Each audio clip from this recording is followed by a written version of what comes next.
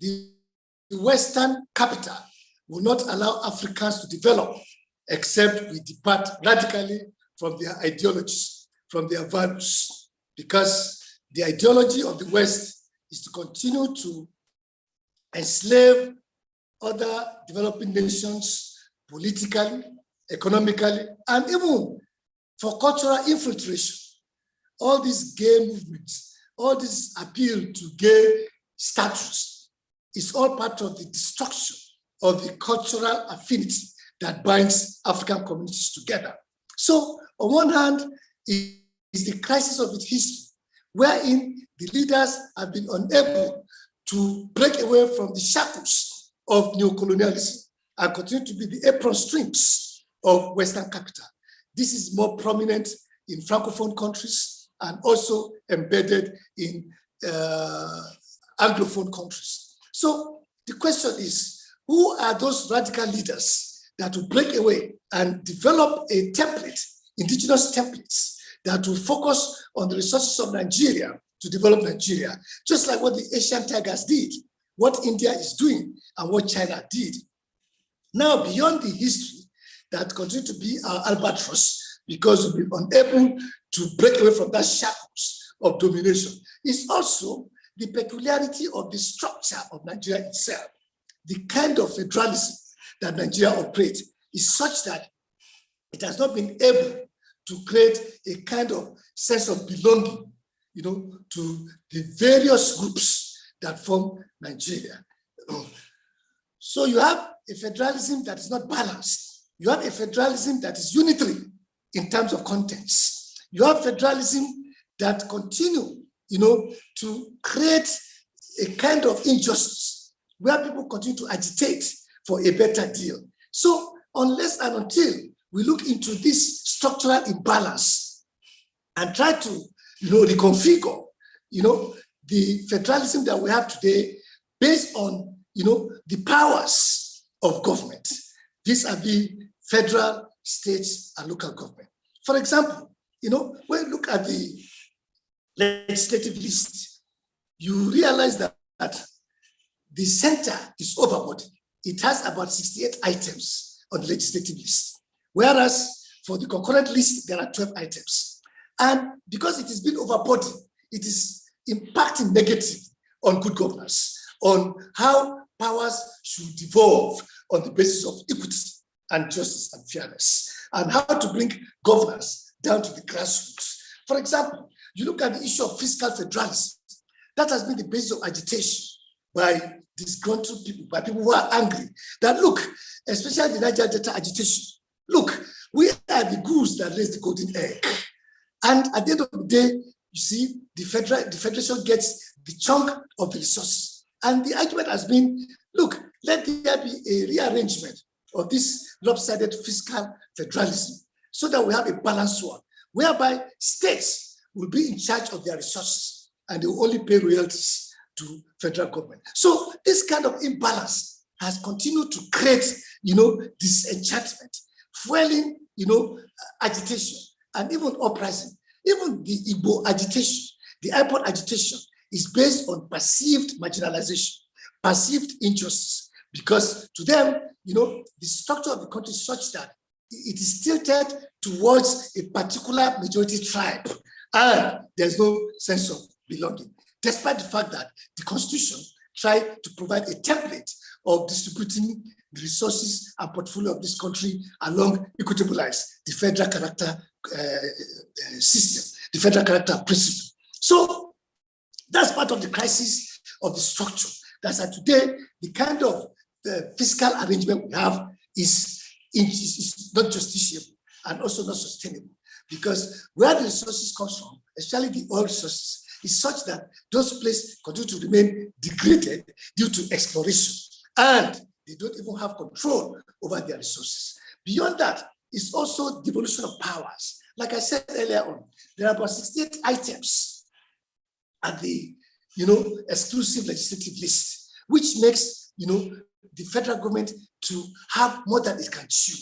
So the argument is, look, let's devolve power to the states and local government so that power will now come to the grassroots.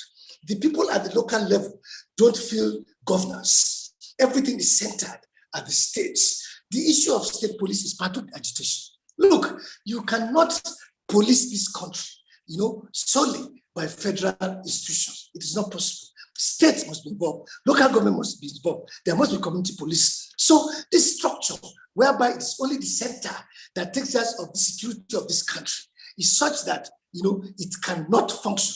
It cannot secure this country effectively. There must be a kind of devolution of such powers to the extent that state police must, come to bear so as to make police, very, very, easy, policing to be very, very easy within the states and local government cycle. Because as it is now, the governors don't really have any power over security outfits. They take instructions, at the center. It's a kind of command control. So where governors are not, particularly involved, in developing the necessary policy and framework for policing the states, how can you effectively, protect the citizens? Because security is one of the most important bases of governance. So we come to that issue of devolution of powers, which we need to look into if we have to have a balanced federalism. Then, among the crises also, part of the challenges that we have is the issue of settler indigeneity conundrum. You see, Nigeria is such that we are so diverse, we are plural, and yet there is no integration. So it is difficult to govern a country that is divided amongst its people. It is difficult to govern a country where people's allegiance, are primarily for their tribes and their religion rather than for the states. So critically, when you look at it, there is no Nigeria. What you have is Yoruba Nigeria, Igbo Nigeria. Peoples tend to support their tribes, give total allegiance to their tribes. And that is why when portfolios are being allotted, you find that there are agitations by different ethnic groups. So the issue of ethnicity over and above nationalism is one critical area that continue to impede the progress of this country, because people don't even believe in Nigeria. They believe more in their tribes, and their allegiance support is always for the tribes and religion. And you could see the furor that came out of this Muslim ticket for you to understand that, look, this is a country that is so divided, and the leadership is not doing anything to promote integration. So without integrating the people, how do you move a country forward? Because this country itself is divided against itself. So added to the issue of integration is the crisis of settler and indigeneity principle in this country. Now, you realize that Hausas will be living in Yoruba land for so many years, yet they will not be accorded indigeneity status. They will still be deemed as settlers. The same thing. So we begin to ask, if you come to Kaduna State, for example, you go to Sabongari local government, just outskirts of Zaria local government, you have close to 60% of that population being Igbos. So we begin to ask questions. These are Igbos that have invested heavily in this area. Why can't they produce the chairman of that local government? Why? The moment an Igbo man wakes up and wants to contest, the entire thing will turn into a tribal fiasco. So you begin to ask the Hausas that are living in Ibadan. There's a Hausa quarters called Sabo in Ibadan. The settlement is over a century ago. It's over 100 years ago, where you have close to about 1 million houses in that area. And yet, they cannot produce the chairman of Ibadan North local government. So you see the crisis. They've been there for close to 100 years, and they are deemed to be settlers. So how can you run a country where people don't have a sense of belonging, where people will live and die in that place, and they will still be seen as a foreigner? So it's all, borders to this question of lack of integration.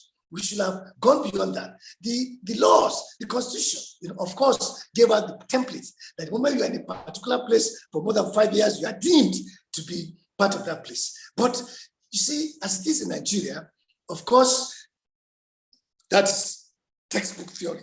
But the practical aspect is that people are not willing to assimilate, accept other people in their enclave. And we could see how the crisis played out during the labor, union, politics, to sort of the Nigeria Labour Congress politics in Lagos State, where Lagos is being deemed by the Igbos to be part of their place, and the Yorubas are saying, no, Lagos cannot be a no man's land. So these are problems that our leaders, refuse to address because they know that a united Nigeria is an antithesis to what they stand for. A united Nigeria is such that it will crash their predatory instincts on Nigeria. A united Nigeria will break the monopoly of the irresponsible reactionary leadership class. And apart from the structure of the country, part of the problem also is the irresponsibility of the Nigerian political class. The Nigerian political class does not want to lead with responsibility. So in Nigeria, we have leadership without responsibility. What even happens is that in Nigeria, the political structure has been hijacked by a leadership class that has turned politics into a merchandise, to the extent that you cannot participate in the variant of the Nigerian politics without amassing money, because politics itself has been turned into an enterprise. So they invest money in politics, they win by all crooks, and wrongful manner. They rig elections, they buy votes, they manipulate the electoral umpire, and they plant themselves on it with so much money. And credible Nigerians, visionary Nigerians are alienated from participating in the political process of their country because it is rooted in too much capital. And we saw it. Okay, just so a few months ago. Yeah, we're hearing you, my dear Prof. Okay, I get you loud and clear. I'm going to be asking you 2 or 3 specific questions. Number one, you mentioned this issue of state police and all that, and Bola Ahmed Tinubu, one of the greatest agitators for state police. What do you think he's going to do about state police now that he's president? What do you think is going to be the outcome, and how will this present government perform? What do you think of the list of ministers that have been presented to us in this last 1 week? And then finally, what do you think is the solution to all the matters that you have described as our challenges? This issue of monetization of politics, this issue of our leaders not being too concerned about the poor, this issue of people not being allowed to effectively participate in politics, and so on and so forth. What would you recommend as a solution? So I don't know if you want to note them. I've asked you 4 questions. The first one is state police, and what do you think should be done, and what do you think Bola Tinubu will do about state police, him being a primary agitator of state police? Number 2, we've been presented with about 48 ministers and ministers of state. What do you think of that list of ministers, and so on and so forth? 3, how do you think this present administration will perform in terms of responding to the yearnings of Nigerians? And then number 4, what are the solutions to most of the things that you have described as Nigeria's problems and issues with our politics, ignorance of our people, monetization of politics, and so on and so forth? And I just want you to address each one by one, like that, so that we can then go on to the next set of questions before we open the floor for people to ask other questions. Thank you. Thank you very much. The issue regarding state police, I think what the president should do is to dust out the ABC report led by former governor of Kaduna State, Nasir El-Rufai. There's a report on restructuring, and state police is part of the, solutions that were advanced by this group in terms of recharacterizing our own federalism. But of course, a lot of lobbying needs to be done because there has to be a kind of constitutional amendment for this to be effectively carried out. The last constitutional amendment, unfortunately, did not incorporate these very vital components of a balanced federalism. So I think there's still time for Mr. President to still pick up that document and probably create another committee to look into the issues raised in terms of its workability, how pragmatically these things can be done in phases, so that by the time the necessary constitutional amendment is made and also the statutes regarding the police administration is also overhauled, then I think we should start thinking about having state police. But I must say that there are reservations by some people that governors, as presently constituted under our democracy, are so powerful. You know, they act like emperors. The moment you allow them have control over security by virtue of state police, they can use it, you know, to advance their own selfish cause. They can use it to harass, intimidate, you know, and cajole opposition parties. And because of the fact that our politics have not matured, these are, you know, issues that bother us on reality. Yes, because of the fact that our politics have not matured effectively. But you see, the problem is that our own politics do not have public accountability ingrained in it. People don't ask questions. People don't challenge leaders. You know, people get overwhelmed by leaders. The charisma of authority overshadow people's ability to challenge, act as check. Beyond the parliament, sovereignty also lies with the people. So we ask ourselves the questions. Demand.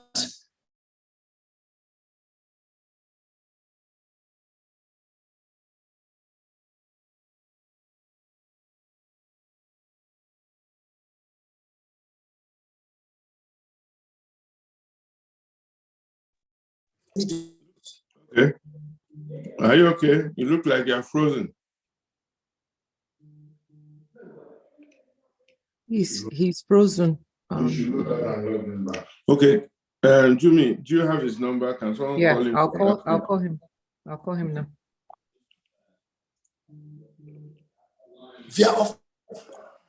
His network is not strong enough. Yeah, Alaji, you were frozen. Maybe you want to turn off your camera so that we can hear more. We lost your audio for a while there.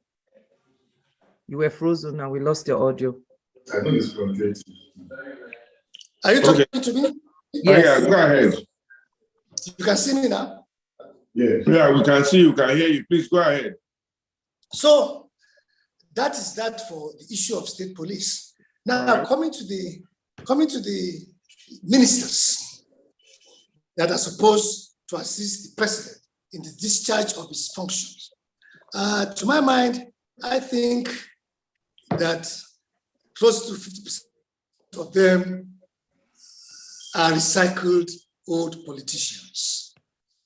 Somebody who has been a governor for 8 years will now call him back to come and become a minister.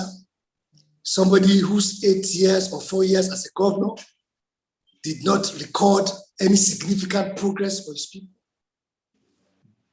So that's the problem with Nigeria, with the leadership class. This concept of maximalism, everything, you monopolize everything. So at this point in our history, we need vibrant young men. We need people that are creative, people that are geniuses, who work assiduously out of sheer enterprise to bring us out of these doldrums. But when you go to recycle old politicians, tired politicians, fatigued politicians, who did not perform well when they were governors, and you bring them back on board at a time that the economy of this country is highly and hugely challenging. At the time that poverty is so endemic, at the time that we need to bring in the best, to lift this country out of its present morass.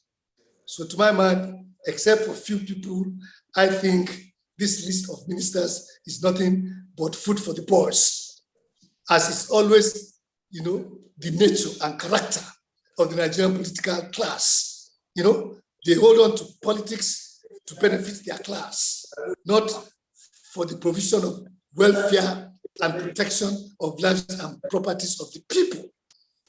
And from the steps being taken by this administration, you know that there's a problem. This is an administration that the president talks before he sits down to evaluate. This issue of withdrawal on oil subsidy is not something that you do by fiat. You have to sit down with your team, bring in the experts, analyze, evaluate, and do this withdrawal in phases so that, the consequences will not be too harsh onto the people. So you can imagine the loss of purchasing power of the masses. And look at the issue of the naira against the dollar. The president just made a pronouncement, and thereafter, the pronouncement, as he has deemed it, is not providing succor.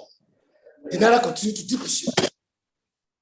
So I think the president needs to sit down with his team, experts, professionals in all aspects, how to bring this country out of this morass, because Nigerians are tired of exercising patience. Nigerians have been patiently waiting for good governance since 1960 up to now. Nigerians have gone to the last stretch of their elasticity points. And if care is not taken, there will be implosion, because the poverty level in this country is unacceptable. And that explains why you are seeing migration.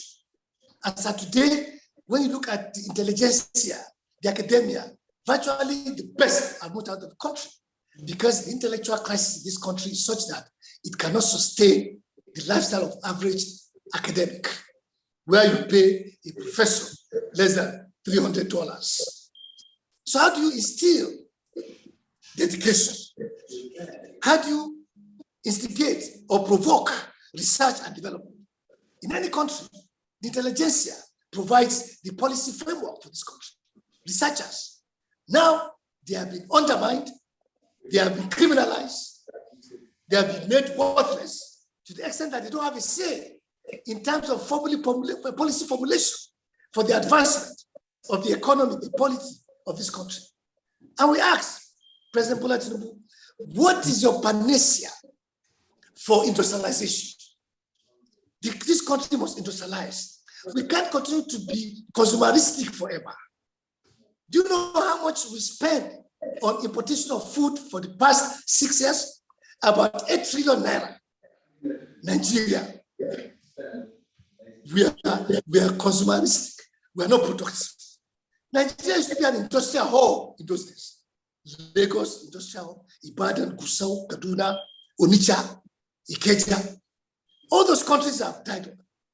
What is government doing to trigger industrialization, especially in the area of agriculture? It is only when there is industrialization that you can think of mass employment and productivity and creating wealth for people.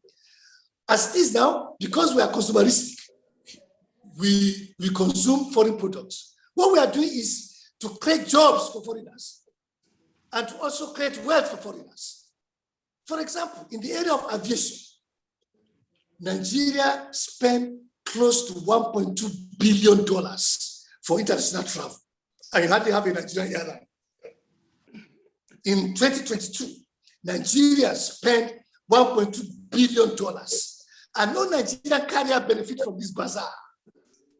So which means foreign airlines like Emirates, British Airways, Lufthansa, they come in, take our money, endanger capital flights.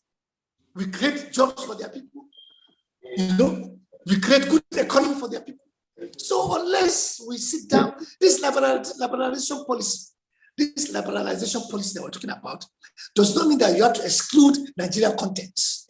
In fact, you have to give it priorities because Nigeria is a disadvantaged state. For any kind of trade we do with other countries, we're disadvantaged, despite the fact that we have the resources needed. Our crude is being stolen every day. Our crude. Under President Muhammadu Buhari, a vessel full of crude got missing. I mean, we can't run a country as if it's a criminal enterprise. So I believe that the key to our problem, our sustainability, is to enact or create or provoke an industrial revolution in all aspects of life, especially agriculture. You come to the north, arable lands everywhere. What is government doing? Of course, we all know that there are development banks that are created to enhance this industrialization policy. But do they give these loans to the people that really need it? Bank of Agriculture, Bank of Industries. Who are those that can access this loan? It is the same members of the political class, right-wing, conservative, backward political class, who collect the loans and go and buy houses in Dubai. And there's no sanction. AMCON said it. Few Nigerians held on to close to 30 trillion loan that they refuse to pay, and they are too powerful. So there's no sanction. No sanction regime. So a country that is run based on rule of man, not rule of law, cannot survive, because it means that there's no order, there's disorder. What we call obesian condition, where might is right. That is not civilization. So I think the president said he's going to hit the ground running. Now, what are the parameters that have been put in place to convince Nigerians? None, unfortunately. Haphazard policies, flip-flop policies. And the subsidy issue is such that the government is punishing the poor because it cannot eliminate the work of enemies of the state. It cannot arrest them. It cannot sanction them. They become so powerful, government within government, and therefore Nigerians must suffer. So when you talk about solution. Now, how do we galvanize the people to take charge of their democracy? Because this democracy alienates them. Democracy for the people by the people is a ruse in Nigeria. Democracy, government of the people by the people for the people, is a ruse in Nigeria. We know how the political class have hijacked this democratic process, have made it commodity to be purchased by those who have money. So if you don't have money, you're excluded. Political inclusivity is absent. So when you have mercenaries in politics that are taking charge of our politics and economy, how do you extricate this power from them and make it people-centered, people-oriented? That's the question. Because our people are so poor, and indeed, government deliberately made it so, weaponization of poverty. They are so poor that they only can think of how to extricate themselves from this modern-day slavery. So what do? First and foremost, there's a need to mass educate Nigerians. As it is now, close to 40 million school-age youth are roaming the streets across Nigeria, majority in the north. Look at human resources being wasted. So it is the interest of the Nigerian oligarchy to make sure that people are not educated. Because the moment you are educated, you challenge impunity. The moment you are educated, you challenge your rights, where it's been taken away from you. The moment you are educated, you develop a sense of analysis. Nobody can bribe you to vote. Nobody can buy your vote. But because the masses are largely uneducated, to the extent that in the north, they've made it an acceptable value, lack of education. They even ask you, they configure the psyche of the people to even applaud lack of education and poverty as God given. So when you have a problem like this, where people have been conditioned to accept poverty as the natural cause of events, you must break that cycle. You must break that change, liberate them by giving them education. Because it is the interest of the reactionary class, not to educate the people. Because they know people will demand for accountability. People will demand, how their sovereignty is being handled. People will demand how their commonwealth is being handled. Then, alongside lack of education, it's also the weaponization of poverty. A poor man does not understand anything except food.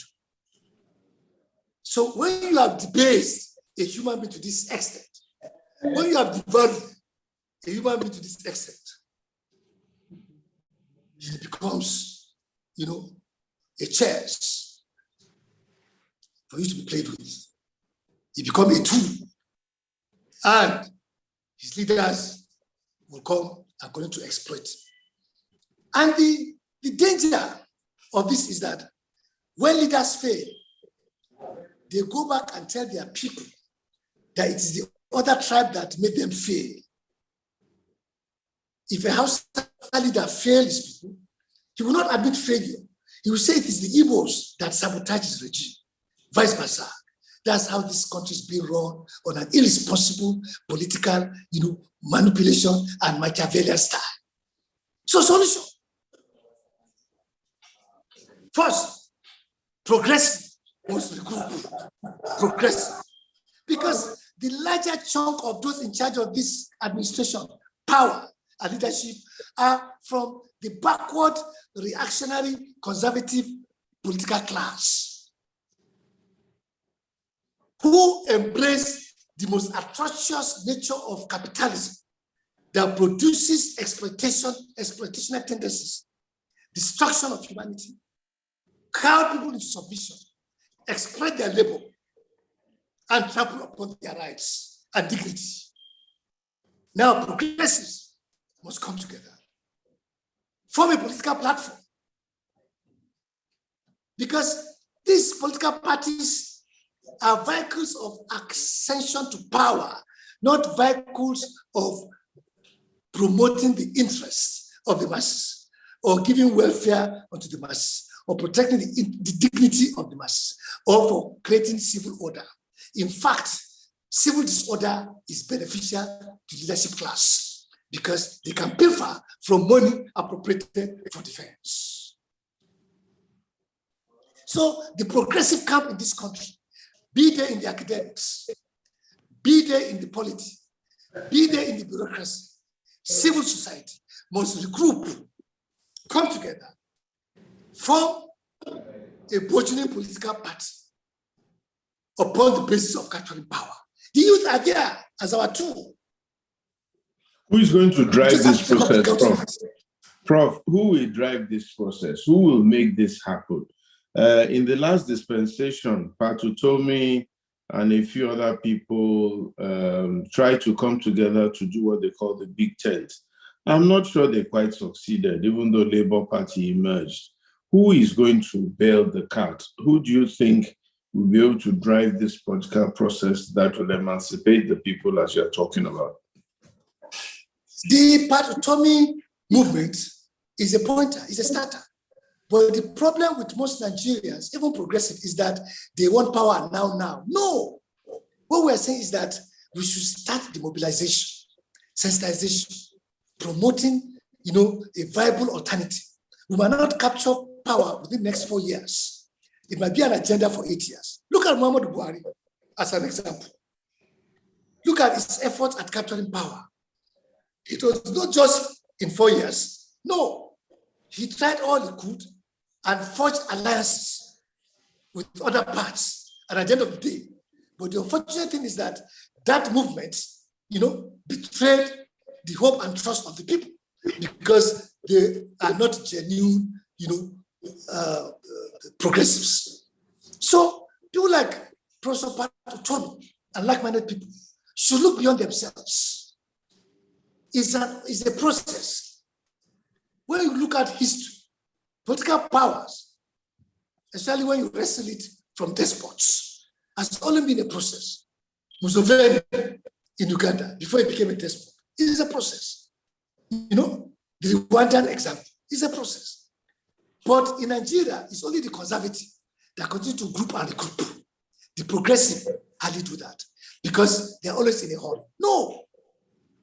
You know, one of the challenges, Prof, that I have heard about this issue of bringing people together is the cost of it.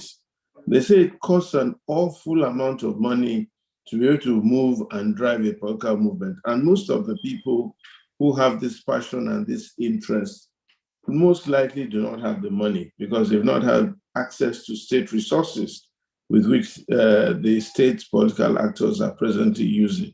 A lot of state resources are going into this thing. I know a lot of politicians use state resources to drive their own political ambition. How do people raise this money, or what is your thought concerning this? That is the psyche that the conservative class always want to implant in the minds of people, that you can't do politics without money. People can galvanize. The revolution in Kano, present governor of Kano, Abba, he doesn't have a dime. When Shekaro became governor of Kano, he was a retired civil servant. Buhari did not have one kobo. So what we are saying is that we appeal to the sense of responsibility of the masses, especially at this point in history, where hopelessness is coming in, where helplessness is coming in. Revolution is about, engaging people to understand that what is at stake is beyond the superficiality of currency. No, it is about their country. It's about their generation. It's about generations yet unborn. But it's part of the destruction of the minds that the reactionary class have put in the minds of the people, the fear that everything is about money. We have seen a clear example, a clear derogation from that. I said Kano as an example. Even Oyo State, how much did the market give people? People rally around him. How much did Sowolu give people? How much did Abba Gida give people in Kano? At the federal, all we need to have is sincerity of purpose. That, look, we have to be patriotic to the cause of this country. We have to salvage this country. We have to have an engagement, a romance with history. When you look at revolution all over the world, intellectual revolution, I'm not talking of armed revolution, intellectual revolution. It's about ability to intellect and having people that to sacrifice for the people.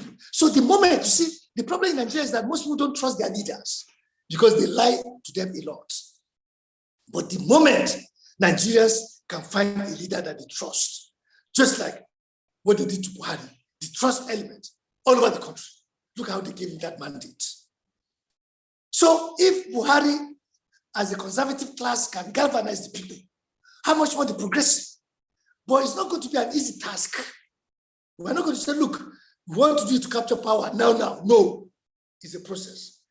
Process of intellectual engagement with people, political evangelism onto the people,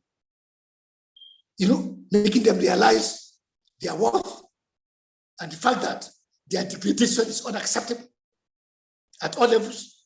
We saw it. Did our first generation leaders give anybody money? The Awolos, the Sadona Sokoto, the Azikiwe. Look at when they go for rallies, how the masses come out. So we don't have leaders like that anymore. Committed leaders, those that are patriotic to the Nigerian cause, nationalists, not provincial leaders, not parochial leaders, not leaders that cannot see beyond their noses or cannot see beyond their pockets. So, Prof, are you willing to be part of this process? Are you willing to be one of the leaders that will offer themselves to be part of this new political process that you are describing? And do you have a list of other people who will be ready to join this process to really, really try to, over a certain period, help to transform Nigeria? Can you find groups of very, very sincere people? Because one of the challenges I have found from my experience is that people talk a lot, people postulate a lot of politics and ideas, but when it comes to truthfulness and sincerity and serving for the purpose of the masses and not for their own selfish interest, a lot of people fall short. What is your thoughts on this? And are you willing to be one of these people to offer themselves for this role that you're describing? I agree that at times people just use the progressive slang to get to power, and when they get to power, they show their true colors. I agree. I've been part of the progressive movement in this country for the past 30 years. We started Progressive Action Movement, PAM, by the grandson of Awolowo, Segun Awolowo, Femi Fani-Kayode. But when Obasanjo invited them, they capitulated. We formed that progressive camp. Colonel Dankofa Umar was our chairman. So I agree that at times, this progressive, identity politics is always a ruse or a vehicle to capture power. And when people get what they want, they display their real color of not being progressive. But still, there are inherently progressive inclined people in this country. Pardon Tommy is one. Dankofa Umar is one. There's so many of them. And we're still talking. I agree. The issue of logistics is there. But we in ASU that were used to forming, strong labor resistance. We're used to that. So I agree that I should be part of that because my learning or my leaning is for the progress of this country. But it's a Herculean task. It's a tough task because the level of materialism that have eaten deep into the minds of people, is very huge. It's enormous. And it is deliberate. Capitalists will create an artificial economic condition and will turn everything into a commodity so that you spend your entire livelihood looking for sustainers. It's a deliberate ploy because Nigeria is a paradox. You have so much money to sustain the frivolous and opulent lifestyle of the leaders, and you don't have enough money to pay people, to pay the salaries of lecturers. You see? But they create a facade of artificial economic progress. I'll be telling you that, look, there's no progress because it's artificial. But the resources is being used to fend for the few members of the privileged class so that you spend your entire life looking for sustainer. You see, the consequence is that you will not be bothered about their misrule. So it's a deliberate ploy, unlike the industrial capitalist states, where there's a mix of socialism. When you go to Western Europe today, they are industrial capitalists, but they create employment, they give mortgages for people to buy a house, they give free education, they give unemployed benefits. These are socialism conditions to mix with capitalism, because they know if they want to practice outright capitalism, there will be an end to all. But in Nigeria, our own variant of capitalism is to crush everybody and allow only the leadership core to survive. And that is why we say this country, yes, is working, but working for the oligarchs and not working for the people. All right. This country, Nigeria. Yeah. Well, let's begin to see if there are people who have questions and comments and clarifications and all that. Let me ask you one more question before I hand over. I don't know if Sonny would have any questions for you, and then we'll take questions from the floor. Okay, so do you honestly believe that these progressives that you have described working together over time can actually make a change in Nigeria? What is the step-by-step thing you think they should do? And how long do you think it would take for the impact of this kind of movement to be felt in this great country called Nigeria?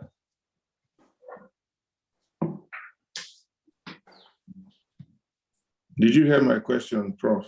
Yes. Now, there are so many progressives in this country. Some are silent because no one is galvanizing them. You have someone like Dr. Tunji Aboyo, that famous Lagos lawyer, who has all his life, promoted the interests and the rights of the people. You have them. So the starting point, like I said, is to reach out with the party autonomy, because they are credible, progressive there. And also, there are silent ones. And we have to look around the universities, especially the academia. You have Professor Jegadia.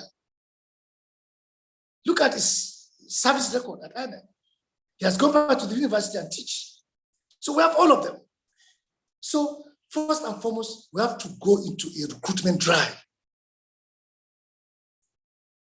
Identify the arrowheads. There is Professor Jidda, University of Maiduguri, brilliant academic, a vociferous defender of the rights of the people, all over the country. Ife, Lagos, admittedly, they are not limited to the intelligentsia. Even in politics, there are progressive ones in politics. Of course, those ones can be identified. Even in bureaucracy, there are people who have served this country and retired without stealing a coin. We need to look for them. People who have the interest of this country at heart. So it's not limited to politics or academia. No, the entire gamut of life. Civil society. We need to identify, continue to interact, and coalesce into one big political party that will have a pan-Nigeria outlook.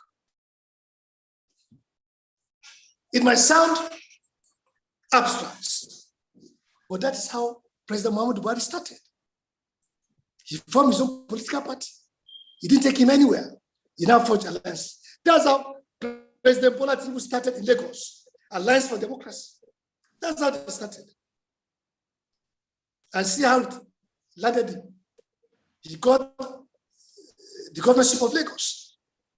So it is not something that cannot be achieved, even though it sounds a little bit abstract. But that's how movements are being created. A step in the right direction will lead to other steps. So it might not be too much of a theory, but that is our only panacea. Because beyond this intellectual political revolution, what other revolution will you advocate for? The next thing will be uprising. And that in itself does not solve the problem of the downtrodden, because you are simply replacing bad democracy with military rule that is an aberration. So it doesn't solve the problem. A bad democracy is as bad as any military rule, because by the time the military consolidates onto power, the next thing is to overthrow the constitution, expunge people's human rights provision in the constitution, and engage in a regime of terror, brutalizing people. So democracy, no matter how bad, is still okay, because you can still talk. Democracy. So beyond military, beyond armed resistance, which itself is not a solution, because you are simply replacing a bad person with another bad person. It is for the people to take up the political gauntlet, exercise their democratic rights by making sure that they support the right candidate for democratic positions. All right, thank you very much, Prof. Pastor Sonny, any questions for Prof? If not, are there any people raising up their hands at this point in time, wanting to ask questions or seek for clarifications? Thank you very much, Pastor. For me, I don't think, Prof, I greet you. Thank you.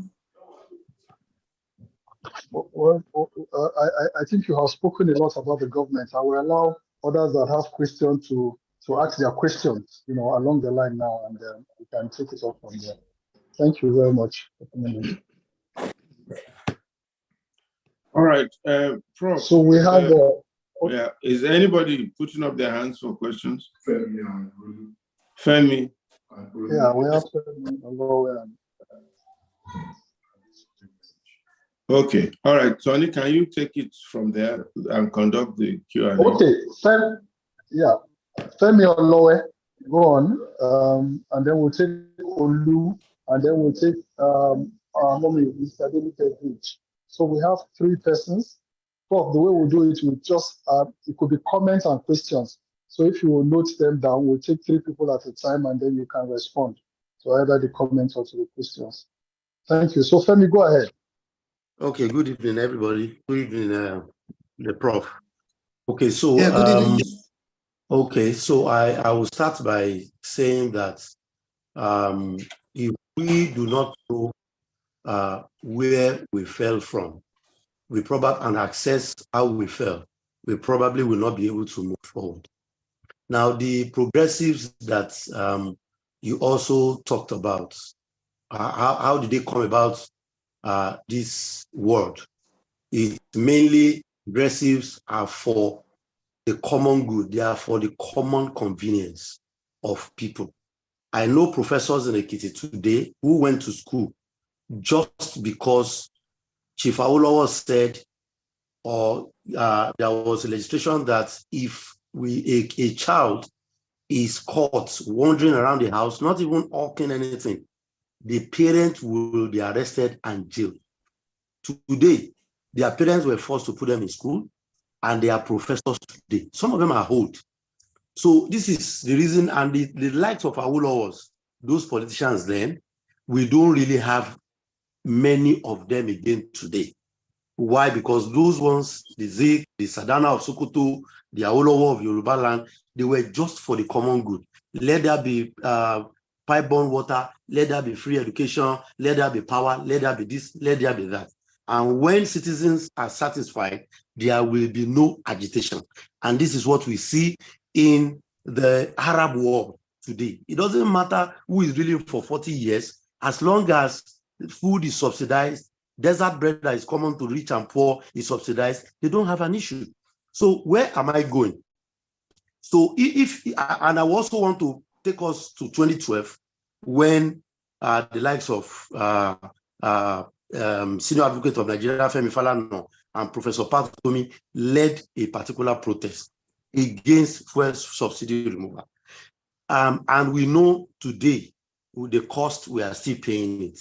So I want to believe that even those that are identified as progressives today, some of them at a particular point in time, or some of them can be used by the politician. So my question, sir, to you, Professor, is how do we recognize or detect when politicians are the ones either instigating us or trying to use us to achieve their own aim? Because if this is not well addressed, all the progressives that we may have or identify or form a group and come together, they will also fall into this pit. Thank you so much, sir. Thank you very much. I think primarily when we are talking about progressives, I think what should come to mind, like you said, is those generally of Nigerians who believed in the sanctity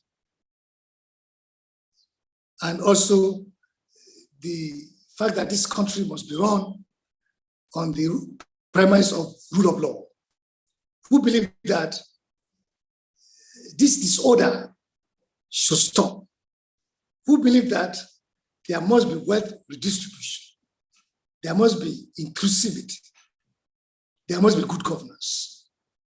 These are people with the idea that everything should be about the good of the common man. Compare them to the person that we know, he lived amongst us. He becomes a senator or a governor. He has 10 houses abroad. He has 20 houses. He has stolen so much from our commonwealth. So you see, from the lifestyle, from the principles, from the ideologies that emanate or exudes from the progressive, you know them. These are people that are not rapacious. They are not prebendals. You know, they spend all their lives extolling or supporting the cause of this country in their chosen areas. So we, as Nigerians, except we want to lie to ourselves, we know the right people. But because people's mindset have been distorted, people's mindset have been destroyed, we close our eyes to good people. Chief Gani Fawe once contested election. This is a man that has gone to jail so many times on behalf of the poor, on behalf of the downtrodden. But the poor did not vote for him. Because the psyche of the poor has been destroyed, has been distorted. So, and we know, when we say progressive, we are not saying that a progressive in terms of ideology or his proclivities must be inimical to capital. No. What we're saying is that capital must be earned, not stolen, not pilfered from public purse.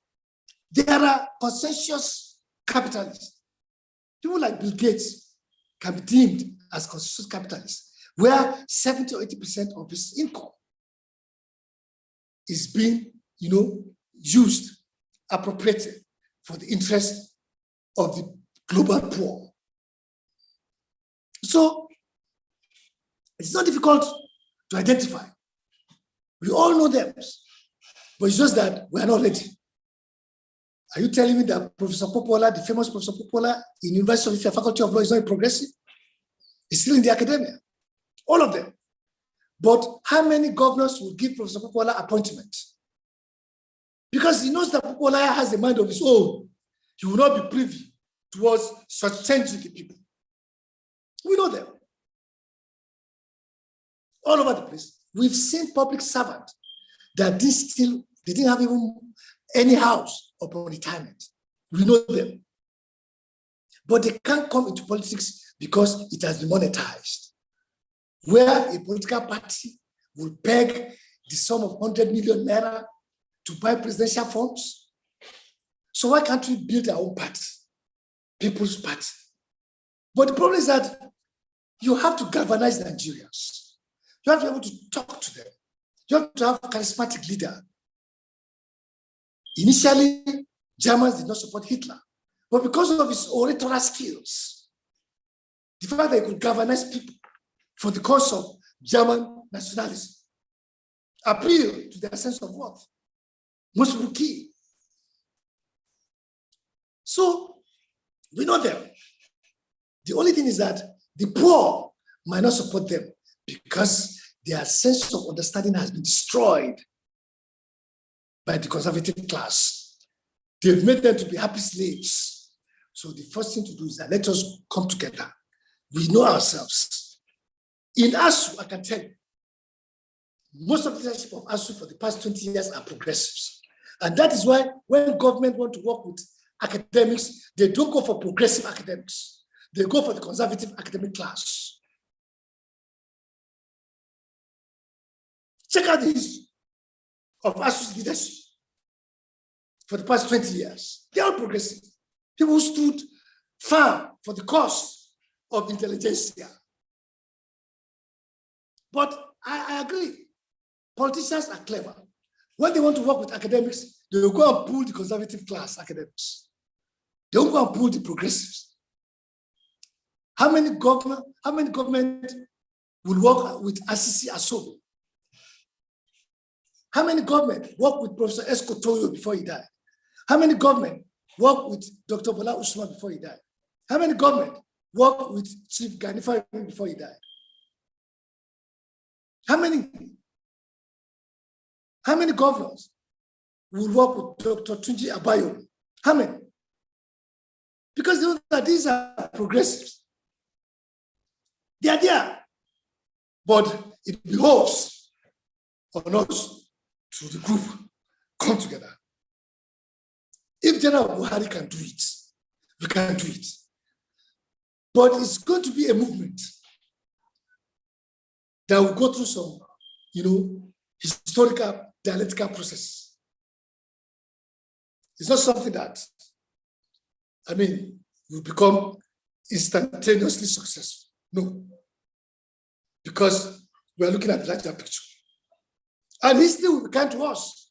That at least we started this intellectual revolution, intellectual political revolution. History will be kind to us.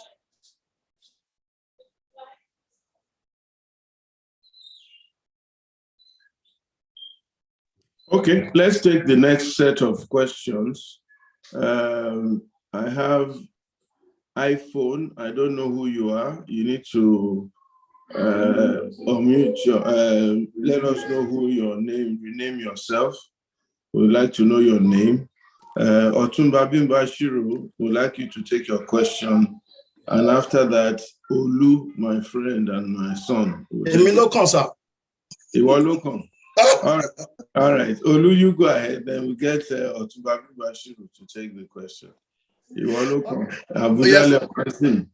All right. Go ahead.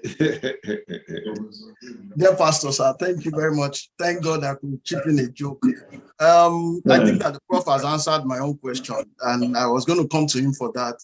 Learned Prof, you said so much good things about professors and all of that, about them being progressives and conservatives. For my own personal knowledge, I would like to know the difference between conservatives and progressives. I'm a member of Conservatives Party, and I think that I also believe in some exercise of rights. So I don't know whether I'm in the wrong party to be a conservative. That's number one. Then number two, you answered in a way, but I'll still like to put the question there. Now, since 1993, the first time that I had any idea of election, we had professors. It was Professor Humphrey Yusuf.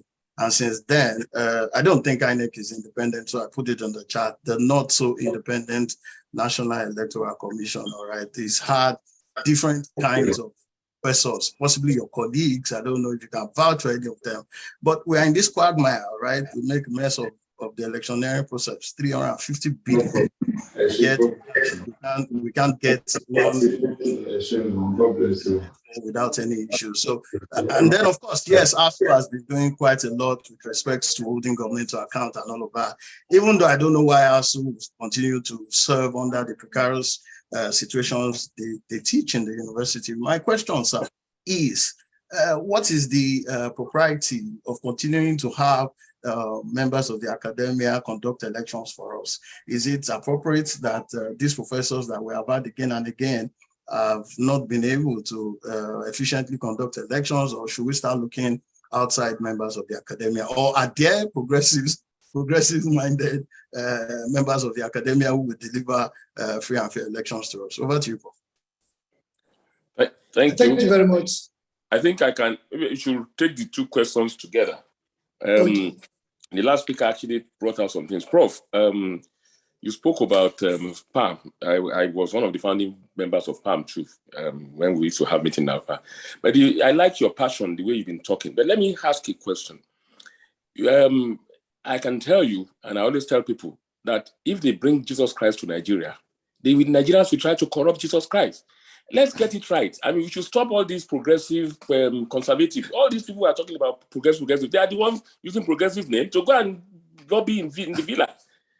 The ones all people are talking about. I was in the villa recently, I see someone of them, and I told somebody, I said, look at this man, he will go out and be saying something else. So what I'm trying to say is that, what medicine, let's get it right. What is the problem? Someone like you are talking now, Professor Dankofa. If tomorrow you are given an appointment we will see another thing entirely. Changes will happen.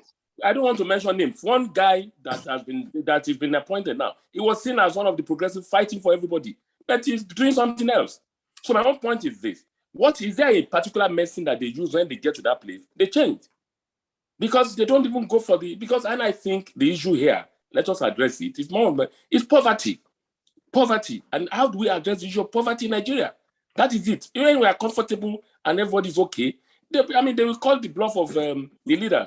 Somebody who is being appointed minister now, they are going to have a party for him or her, and then the local government, all of them will go there, they will celebrate. And these guys will become. So the issue here is this: let us forget about progressives or no progressives. People have been using that name to rob Nigerians. They should stop using that name. The point is that only few progressives, I will tell you this, Pa Adibanjo, who recently was talking there, the man has been talking consistently, he has been consistent, and is the only Awo that is alive now. So, but let's stop talking about all these people we are mentioning, professor. The last man spoke about the professors for elections. They are the ones that rig the elections. All the election petition tribunals are there. The professors, university professors, they believe that they are good ones. Where are they today? I think we should I like your passion, but let us forget about how do we address the issue of poverty in Nigeria? How do we resolve it? Because when people get to the villa or become ministers, they change. They can't even get them anymore. They change completely. They will now start defending, saying all sorts of things. So that's my own point, that we should stop this issue of progressive or no progressive. When they get there, they are turned to something else. Maybe they have a medicine or the drug they use there that turned them to something else. So that is the point. So I think that's what we should address. Progressive or no progressive, I'm sorry, they failed us. Yes. I'm sorry, if some pastors have failed us, some leaders have failed us. So that's the same thing. Some clergymen, they failed us, they've collected money, they've compromised. So that is the issue. Let's just stop between ourselves in this country. I like your passion, but at the same time, let us face it. You said some PAM members, what will they do? Will tell Fanika Obasanjo and be arguing with him? He will tell him, I've not seen a Nigerian that resigned based on issue of integrity. They've not resigned. They are talking about Buhari government. They all serve the Buhari government. Nobody resigned. And we are talking about, now people are pitying Emefiele. That's why they treating him like that. Nigerians, they've changed. So we have a problem. Let us focus on that. Thank you very much. Thank you, Mautuba. Thank you, Mautuba. Auntie Professor Nika Grain, sorry I missed you. Please ask your question. Ask your question so that you can take all three. So, Prof, you're on the hot seat. You have to reply all these questions. Auntie, please go ahead. Thank you very much, my dear pastor. Prof, and we know each other very well, don't we? We have yes, tried to support my leader. we have tried to support somebody whom we thought would make a very good president before, but somehow he was dropped midstream. Now, this brings me to the problem of the actual process of choosing a leader goes through a filter which is faulty, because of partisanship. The parties themselves will only choose a candidate that that will serve their own interest. So therein lies a big problem for us. And so they normally choose the candidate that can pay for whatever it is that they want in government, because they are going to sponsor him to get to the leading position. As soon as he gets there, he has to pay back, doesn't he? So there is that problem, Prof. You know it. You actually had to resign from this, from the organization that you were both in, trying to help to get the correct leader into place. Somebody has said something about poverty. I think it's very correct. Everything is shrouded in poverty. But apart from that, there is a conscious effort being made to sustain a corrupt system. Please talk to that. This money thing that I'm talking about, it's personal to me, because I could see how the person whom we thought would make a good leader was ousted out by somebody who was sponsored to come and take over. Sponsored with a lot of money. And, of course, the money goes to the chair and those who are choosing the leader or choosing the candidate. So, Prof, I'm so glad that you've spoken to us about everything else. The electorate, yes, we need to educate them. After the person has become president, he has to deal with the reconstruction, etc., etc. But the parties that actually choose the candidates for us, they are so, pardon my word, rotten. Thank you.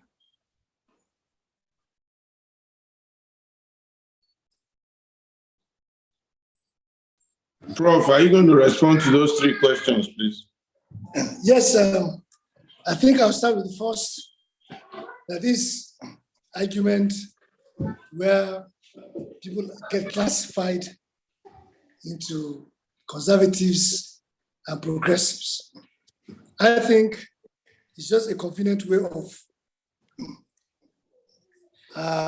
trying to identify our leaders, that they're divided into two segments. Those who support the status quo that is full of exploitation, and decadence, and they want that system to continue for their own benefits. I think they are reactionaries, right-wing conservatives. Those who want this country to develop based on the ideals that propel development across the world. Those who want to see a country that functions, where opportunities are open to all, a country that is not being run alongside the principles of, entitlement or patronage, but on equity for all. Those who want to see this country prosper in terms of good values, those who want to see selfless leaders who develop this country like we see all over the place. So these are progressives. So the difference is that, conservatives want this status quo to be maintained because ordinarily they will not have had the qualification to be there, if not for the decay in the system. Now, they want the system to continue to decay so that those that are qualified, the progressives, will be edged out. Because these are the people with capacity, with the intuition, orientation, the energy, the synergy to develop this country. So it's just for the most of identification. I agree that there could be some consensus conservative. That's why in Nigeria, I qualify it as right-wing reactionaries. No progressive is a reactionary because he wants the best for the country. He's willing to sacrifice. He's not going to sabotage the country. He's not going to undermine the country. I mean, how do you describe a leader who has been unable to fix Medicare and go abroad and treat himself? Is that a progressive? Which leader does that all over the world? Or a leader that is meant to superintend over people, collapse public education, carry children, study abroad with public fund, the children of the poor cannot go to school. How do you describe that kind of person? Where people are hungry and their money is being stolen to be warehoused or being warehoused in foreign destinations.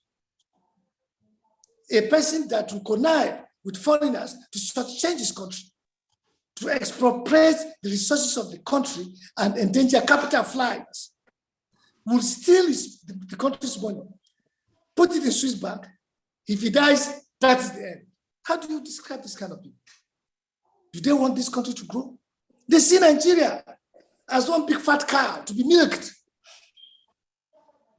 as if it's their property. But those who want things to be done based on equality, equity, wealth distribution, welfare for all, those are the progressive. Now, you see, the destruction of the Nigerian state has permeated all aspects, even academics, the judiciary, other institutions. Largely, you have an academic that is complicit in the destruction and distortions that defines the Nigerian degraded states. Academics are complicit. Because how many people want to stay in the academia today? Where is the prestige? Where is the dignity of an academic? Do you even respect scholarship? Does the system respect scholarship? So you find the best of our intellectuals all over the world. Professor Gray, one of our best, finest intellectuals. You see Nigeria? Because the system undermines them. It even criminalizes them. Can you imagine? It makes them look like they are criminals for demanding better system of work.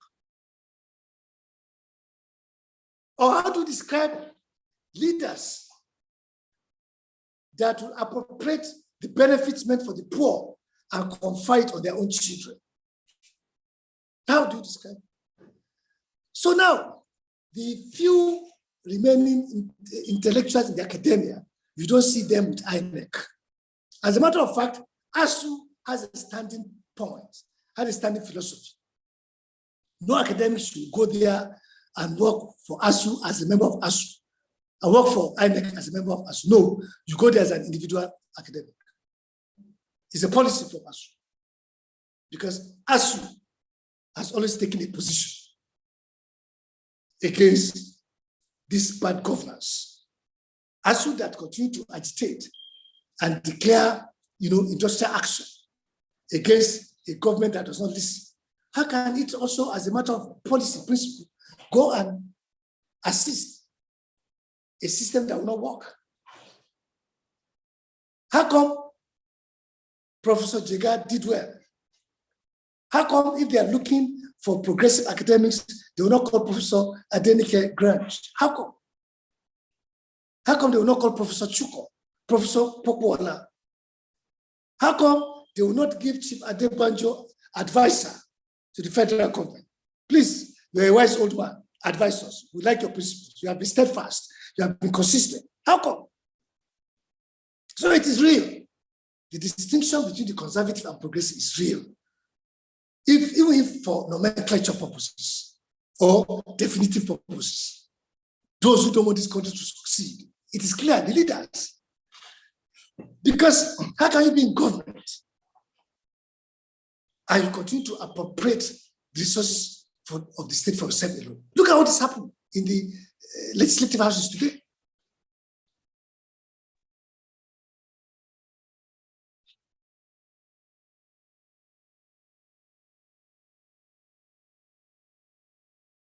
I think you're frozen again.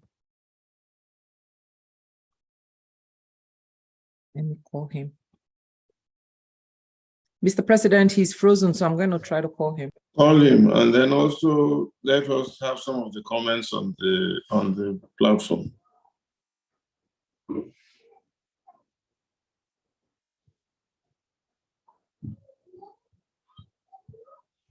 They give themselves, some. Look at.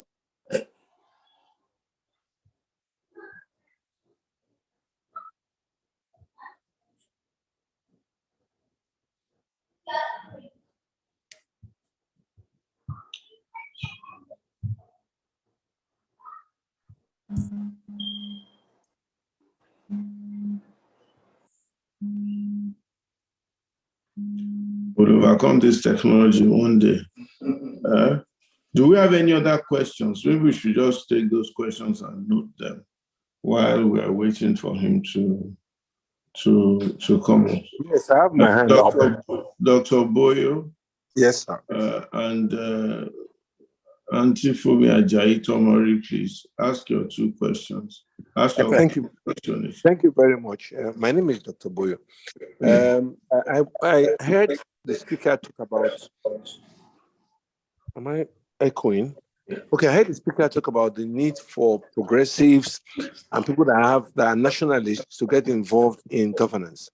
At the same time, he made it clear that it's very expensive. And we also heard ourselves say that Padutumi another big tent and it couldn't go far in just like that. But the question really is the way the country is constituted and the 1999 constitution is difficult for a group of people to run an election in this country without, like what the speaker said, Buhari tried. Buhari didn't succeed because of the very good agenda. Buhari succeeded. I'm not talking about Buhari's government. So the process of becoming president meant joining hands with other people across the country. And this is what weakens the progressive link. For you to win an election, you need to win 2/3 of 36 states in the FCT. And the process of getting votes in all these places is very, very difficult. It has been said that poverty has been weaponized. You cannot really campaign effectively except you build a basis from the ground. And we have seen it. It doesn't happen that way. We build the basis. We have the progressives, or we have what we call nationalists everywhere. They change. Where's Okeowo today? Where are the people that led in 1788? Ali must go, and we all look like we're going to change Nigeria overnight. Where are they? So my question is this. Is it possible to build a base on integrity and honesty without compromise and really get the 2/3 of 36 states and Abuja and win a majority in a country where poverty has already been weaponized?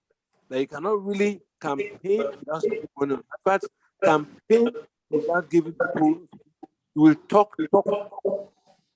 People will wonder if the people already believe that if you don't have money, you cannot rule us, but you have to have money. The question is simple. How can nationalists, I don't call them progressives, how can nationalists be able, with integrity and the fear of God, be able to mobilize themselves in various states and zones in this country to win the national election? By the way, let's also look at state governments, even local governments. As small as state governments are, when I mean small, I'm talking about in terms of territory and population. We don't want to have someone like Taisho, and if he was alive today, they won't win Ogun State. If Gani Fahimi was alive today, they won't win Ogun. Why? It's not because he's not popular. People don't like in popular elections. So it will take a lot of energy, a lot of teaching, and changing our perspective as citizens. Our spirit of entitlement and the anti-Omoluabi tendencies among Nigerians has already eroded so much of the clout of the progressive in terms of campaign of nationalists. We want to people that have money. Even if you have a church and you are poor, how many people come to your church? Thank you very much.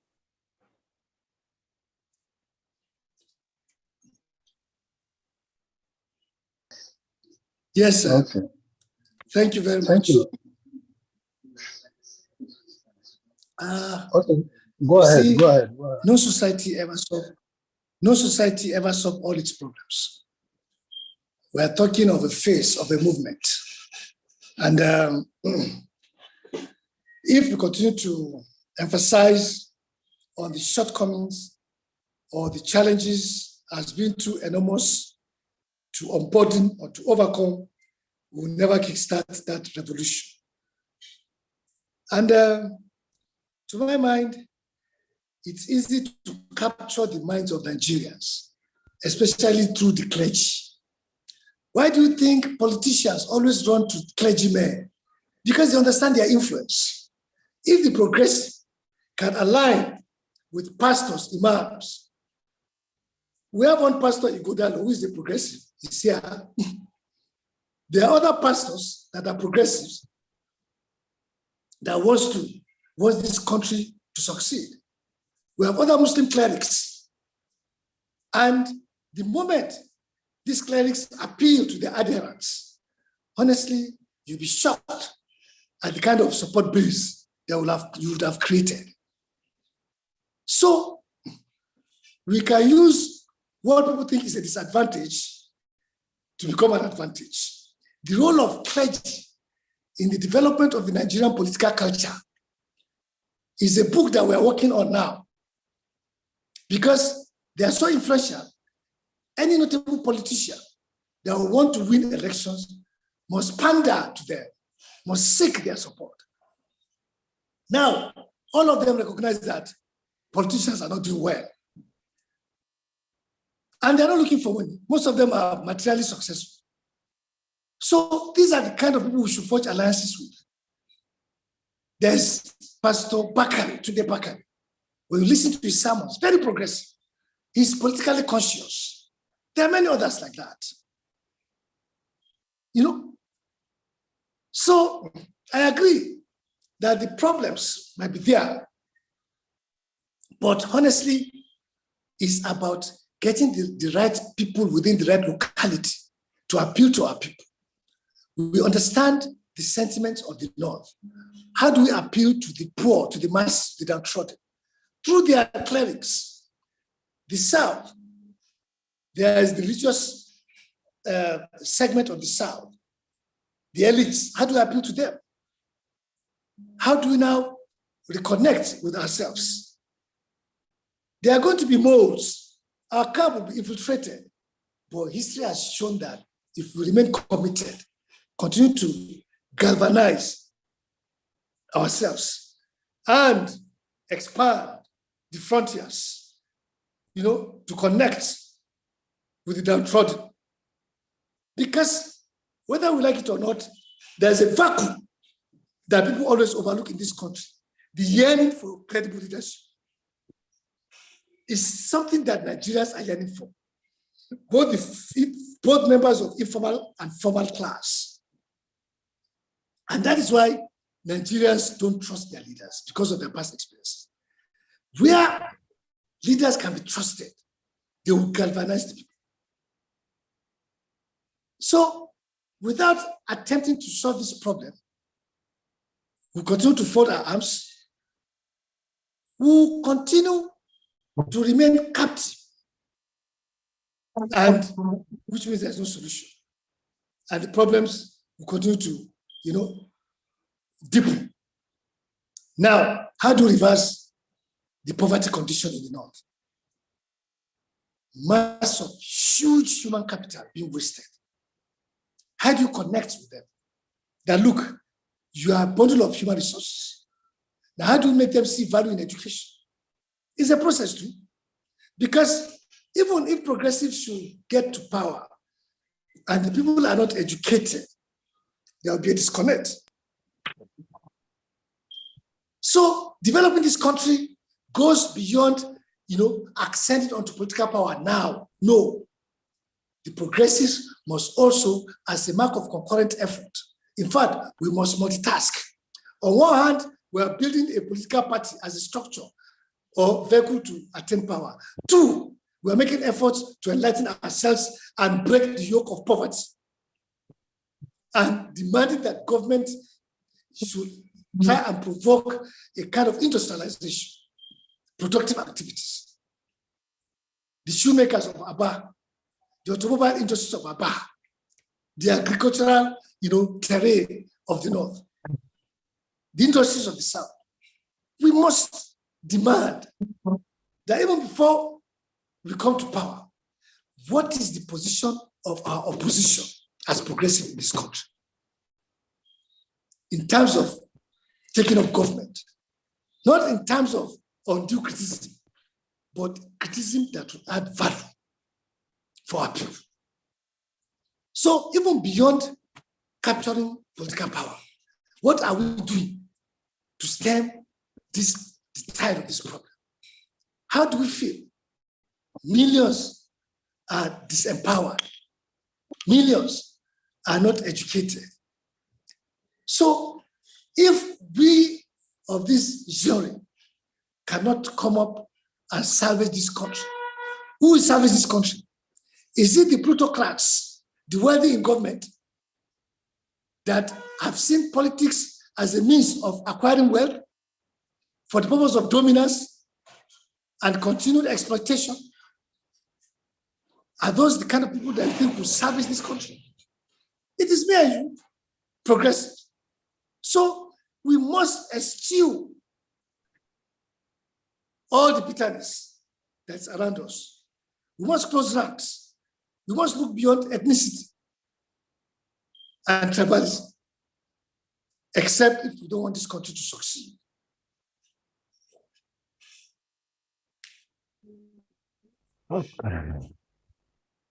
Okay. Doc, let's see if we have any other questions. But Jumoke, you are going to give us some of the comments on the platform. Yes, and we have a couple. I'll just read them out. We still have 4 people. We still have 4 hands up. So one of the questions from the platform is, we have seen a lot of brilliant academics and progressive that changed once they have access to power by getting political appointments. Don't you think the issue is with the system that does not encourage being good and efficient? That was Umar Yakubu. Then the second one is, how can intra-party corruption be curbed in order to overcome the challenge of getting the right potential candidate to emerge for state or national leadership? So I'll stop with those 2 because there are still 4 hands up. Okay, so Prof, do you want to answer? Yes, please, the first question. Yeah. The first question, please. The first question is, just put on your I'm just going don't we think the issue is with the system that does not encourage being good and efficient? Okay. You see, like I said,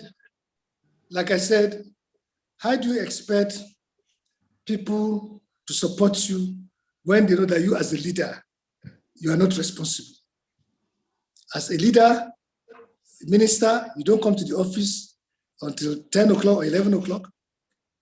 The money is meant for the benefits of the staff, get preferred. You don't lead by example. So where people lead by example, people will kill you. But where people refuse to lead by example, people will help them. We help our leaders. If our leaders today should lead by example, basic, or observe and obey traffic lights. You see a commissioner of police or a DPO refusing to obey something as basic as common as traffic light. You see them bullying people on the street. So how do you expect people to respect that leadership? Don't you see what leadership is abroad or other countries? When leadership is all about the welfare of the people, of the masses. So the problem is that when we get to position of authority, they don't show good example. I've had cause to be in charge of political authority, and I can tell you that before I go to that office, people don't come to work. When I go to that office, I'll be on my seat by 9 o'clock. Gradually, people started queuing. I don't leave office until 5. Nobody goes. So you see, that's what I'm saying. Leadership with responsibility is absent in this country. You see a minister with about 7 cars or 10 cars in a convoy. Wastage. How do you want people, to embrace? You can imagine you seeing your minister, going home alone in his private car, no public car. Don't you think that people's perception of you will change? People will now start to embrace him. So we see leadership position as an avenue to enjoy prerequisites of office, the perks of office, not for the work. And the moment you give somebody leadership authority, like you said, it becomes inaccessible. It becomes an emperor. They forget that it's called to service. It's called to service. In Nigeria, leadership is not called to service. Leadership is a basis for you to display arrogance, to take control of people's lives. So what am I saying? people will start respecting leaders when they see them doing the right thing. Then the issue of intra-party problems. You see, like I said, Nigerian political parties are nothing but vehicles being used to attain power. It's not built on any ideology. That is why there are always problems, crises. Now, if we want this country to move, we have to establish a party system where the rules of the party, the constitution of the party, internal rules based on the principle of democracy will work and function. So when there is rule of law, everybody will have a sense of belonging. But where a party is being manipulated by some cabals, what do you expect? Rule of law is being jettisoned. Nepotism, cronyism is being promoted. So what do you expect? So the problem is bad behavior from our political class. That's the basic problem. They see Nigeria, as a captured nation for their own interests alone. That's the way they see Nigeria.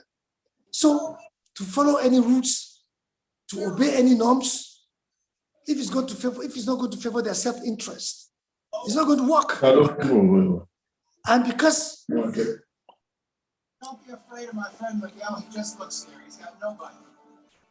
You're growing up on him. Look great. Solid. Define solid. Prof, continue, please. Let's mute.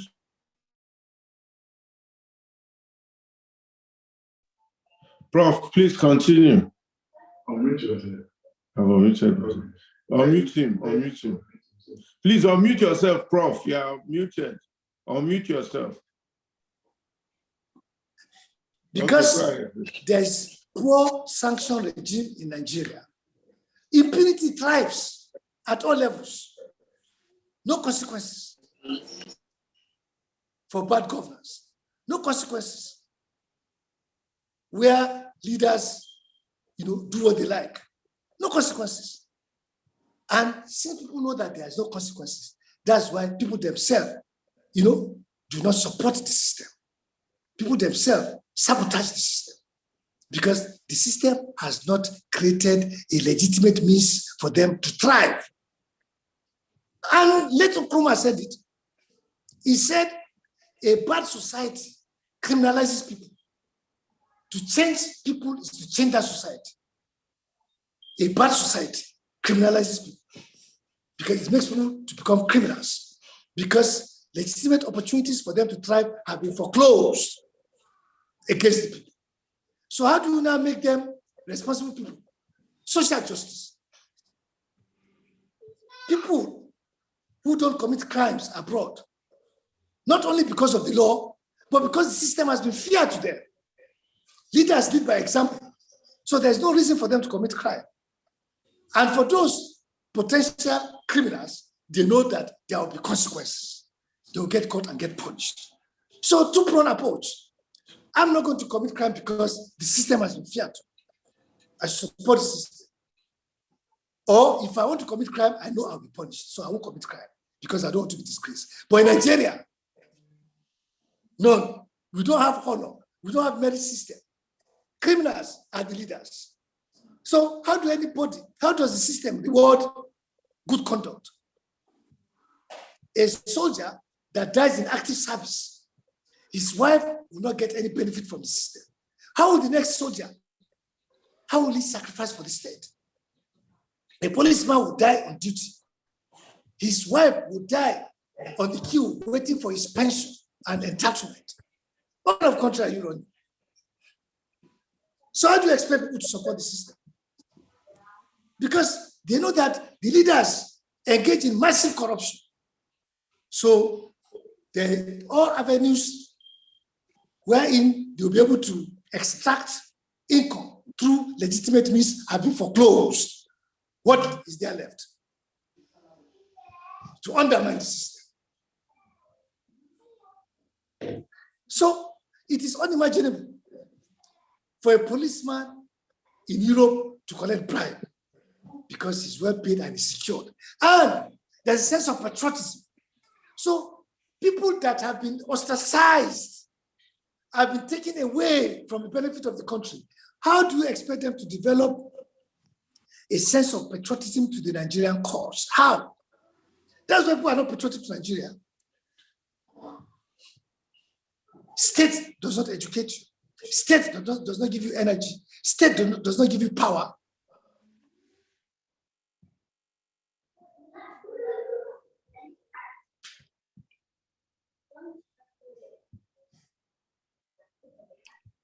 Okay. You are muted, sir. No. He's frozen. He's frozen again. Yeah. Okay, Jumoke, do you have any comments, any other questions you want to take so that we can State does not do village class. Today, go ahead, sir. Hello? Go ahead. You may want to turn off your camera, sir, so that we can hear you, because I think your bandwidth, you keep freezing. So maybe if you turn off your camera, you have more bandwidth. Okay. Can you hear me now? Yeah. Yeah, but your camera is still on. You just... Let him go ahead. Okay. We're more frozen. Go ahead, sir. So, like I was saying, how do people support a country when that country has left them, without doing anything for them? How? That's what I don't understand. How can people be patriotic? Because in other countries, people are trained right from their youth to be patriotic to the country because the state supports them in all ramifications of life, in all aspects of life. People are proud of their country, but in Nigeria, our leaders are albatross. So until we find a leader who will live like the Balarabe Musas, like the Latif Jakandis, serve the people, didn't get one thing from the state, but the joy is serving the people. Muhammad Goni, Sam Mbakwe, those journey of leaders, where are they today? Where a governor will be the richest person, and we are looking at a senator will be the richest person within our locality. They'll be moving with massive wealth, yet the vast majority of our people are pauperized. That is African political culture for you. So how do you expect people to follow them? How? Look at the streets. Look at the number of beggars, number of destitutes. Look at how many people are looking for menial jobs. Go to the airport and see able-bodied men forcing themselves, to carry people's bags. There's no job. People graduate in this country and stay jobless for as long as 10 years. And not that there are no jobs. See the scandal that is unfolding every day. They sell these jobs to those who have the money. I mean, the scandal is everywhere. National Assembly, look at. You find 75 million naira in the account of a crony of a leader of a parastatal. 75 million naira. Collected money from the poor who have to sell their belongings to seek for employment, and yet there is no employment. So now I'm asking you, if a Nigerian should pay 1 million naira to be enlisted to the custom, would it sabotage the nation? If a Nigerian should pay 1 million naira to enter the police, will he protect anybody? He will kill if you don't give him money. Just like politicians who will recoup their money spent, the same thing with anybody that pays to get appointed or employed in public service. So look at the roads, and we are looking at these things. Look at the road. Who bear the cards? The same progressive. Now, we probably are not comfortable with that names. Who are they? We must identify them. I can say Pastor Bakari is one. I've never met him, but from his preachings, from his support, from his sacrifice. But if he comes out today, Nigerians will probably not vote for him. So we should change our mind and look for people like that. We have them. It will be fallacious, it will be hypocritical to say we don't have them. In our families, in our place of works, we know people that are steadfast. We know people that have sacrificed. In this country, we have seen poor people, like taxi drivers, returning forgotten money. We know them. How many times have we applauded those taxi drivers, giving them national honors? How many times to encourage them? We hear stories of houseboys seeing lost money, returning to the police or their owners. Do we ever applaud them? People work for their entire life, their entire productive life, as street cleaners, as laborers in hospitals. Do we ever give them any honor? So there's no merit system in this country. We only honor the crooks.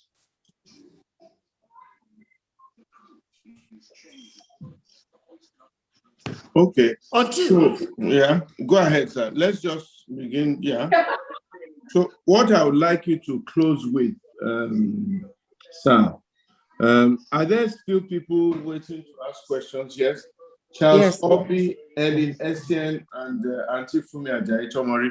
Can you please ask your questions? Then I'm going to ask our guest, our speaker, to close with response to those questions and specific things that we can do. I know that he's called for this movement of sincere people, like-minded people, progressive, and all that. Aside from that, if there are any other 2 or 3 things that can be done to begin to cause a change in Nigeria, it would be nice to listen to it, and then we can close with his closing remarks. So please, Charles Obi, Helen Essien, and we'll start with Auntie Fumi Ajayi-Tomori. She's had her hands up for a while. Then Charles Obi after, and then Helen Essien. Thank you. Thank you, Pastor. Good evening, everybody. Thank you, Pastor. Please, Professor, you've covered a lot of ground, and I really appreciate it. The point is that for about 60 years, Nigeria has been abused. So a mountain of all these problems. And the interesting thing is that you are warning that instead of military coup, a people's revolution, a people's resistance is better. We better note all the immorality in the society, all the illegalities in the society developed over 60 years. So we need a mass movement to be able to tackle these problems. I want to ask, I didn't hear you talk about 1999 Constitution. Is it still in our best interest? Number 2, I want to ask, almost $800 million, is it 800 million or $1 billion has been stolen from Nigeria over the past 50 years. It was covered in Tom Mbeki's report one time. It was 600 billion then. It has increased now in recent times. How do we recover that? And it's not restolen again. Number 3, I appreciate your observation, and also the Emir of Sanusi. I was reading yesterday's Sahara Reporters, and he was arguing that people must come out and fight for their lives, for their survival. Now, I'm asking you, Prof, you should be able to be in a position to mobilize good leaders who have character, who can lead by example.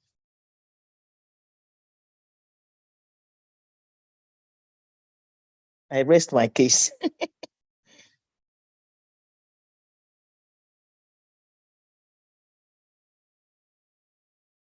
Mr. Charles, please go ahead with your question.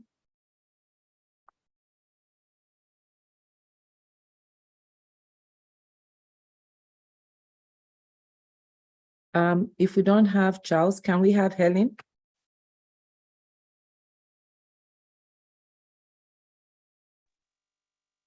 Good evening, everyone. Okay, so thank you very much, Prof, for all that you've said. As he was speaking, I mean, it was what was exactly on my mind. But I want to say that I have a problem with the term progressives. Who is a progressive? If you're doing something that doesn't make Nigeria better than before you came in, then what's progressive about what you're doing? I think rather we should be looking at somebody who puts Nigeria first. We should have a kind of national orientation whereby everything we do, we ask ourselves, am I putting Nigeria first? We want to go to war. Is Nigeria going to benefit from it? Am I putting Nigeria first? There's money that is lying fallow in the office. Am I putting Nigeria first? That should be our value system. That should be what we should be talking about. There ought to be a kind of national reorientation, which starts from our children. I keep saying that we have to catch them young, because for older people, I think they have done their best, and probably their best hasn't been good enough for Nigeria. We have to start with the young ones. We start from primary schools. We begin to tell them about patriotism. We begin to tell them how to put Nigeria first in everything that they do. And that will go a long way. Like they say, your attitude determines your altitude. When we begin to change people's attitude towards things in Nigeria, we'll see a better crop of leaders. Now, what happened to all the leaders that were trained in NIPS Kuru? What happened to them when we're looking for ministers and commissioners? What happened to people like that? We all of a sudden, we hear names that we've never heard before. And then just before they walk into the Senate to be confirmed, somebody sends them a message and says, oh, we've changed our minds. Because there was really no basis for nominating them. What happened to those people that have been properly and intentionally trained? What will happen to people like us who've been part of this ALG series of seminars where we've learned so much? What will happen to people like us? Nobody ever thinks of that. So I think that we should find a way by which we'll begin to have a reorientation of Nigerians, and also a group, a place where we can pull people that we can, employ as leaders of Nigeria. So that's my little bit. Thank you. Okay, so can I ask my question now? Who is that now? This is Charles Pastor Ichwa. Okay, please go ahead. Okay, well, thank you. Ask Stephen to ask his question, then our guest will answer, and then we wrap up. Okay, thank you very much, Prof. Good to see you. Just like Dr. Grange said, we thought we could get somebody who can implement some of these things you are discussing here today, but unfortunately, the Nigerian system, as it currently stands, did not allow him temporarily. Well, I wanted to quickly suggest, since you talked about democracy and all those building blocks of industrialized or civilized societies, in a democracy, everybody knows their part. The voter knows what they are supposed to do. The person running for office knows what they are supposed to do. But in our context, the Nigerian system, it appears that sometimes, more often than not, we forget the role of our upbringing, the traditional value that where we all come from, how that plays into what we do today. There's a lot of pressure on the people who get elected by their kinsmen and kinsfolk to say, hey, whatever you do, don't forget your home, don't forget your city, and so on and so forth. That plays into the results that we see in each of these people. So now as we start talking about progressives and conservatives, I said there that you can be a progressive and still have conservative views and vice versa. The reality is that how can we do exactly what the great JFK was saying, which is put the country first, put the people first. I think that's the core of what you are suggesting here, Professor Dankofa. How can we do that as a people without sacrificing our core beliefs and our principles? And in fact, my direct question to you would be, if they offer you a position in today's administration, would you take it? If not, why not? And what do you think?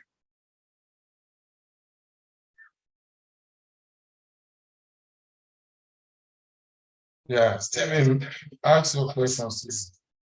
Okay, thank you very much. Good evening, Pastor Itua, and good evening, sir, Prof.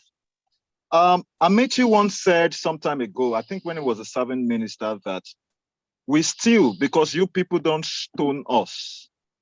And people keep asking the people holding Nigerians to ransom, Are they up to 10 million?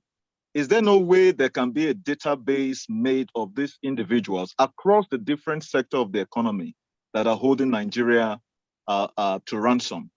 Secondly, the Christian-Muslim relationship is something that you have alluded to, where we have in certain quarters that there is a movement or a campaign or an agenda of the Islamization of Nigeria. How do you react or respond to that, sir? And then finally, the fuel subsidy being removed, people have mixed feeling about it. However, we know that some of the money that were made claims to actually were made claims to without the product being supplied or some of these funds diverted. Wouldn't it have been better for the Tinubu administration to have gone forth to see how they can apprehend these criminals and retrieve the money rather than removing the fuel subsidy, in which the people themselves are obviously the victim of some of these policies? Thank you.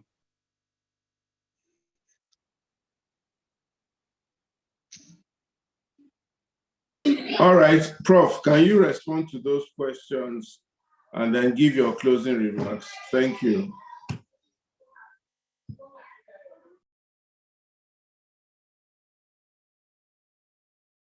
Is Prof still there, Jumoke? Is he still there, or is he's gone? I think we may have. I think we lost him. He's no longer. He's coming back in now.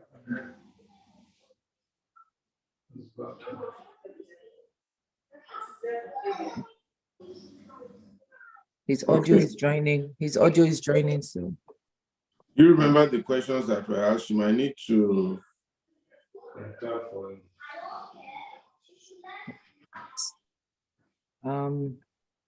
Because we don't have his audio for some reason. Okay, his audio is in now.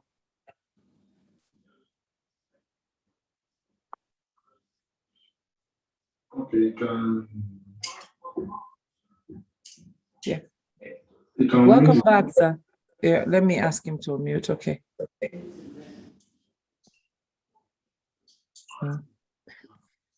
Okay, Prof is back in. Okay, so can you just summarize those questions for him and ask him to bring? Yes. Did you hear the question? Yes. One, okay. I mean, I did say anything about the 1999 Constitution. How functional and effective has it been towards, deepening our democracy? At the beginning, I mentioned the crisis of our federalism, which is basically a constitutional issue.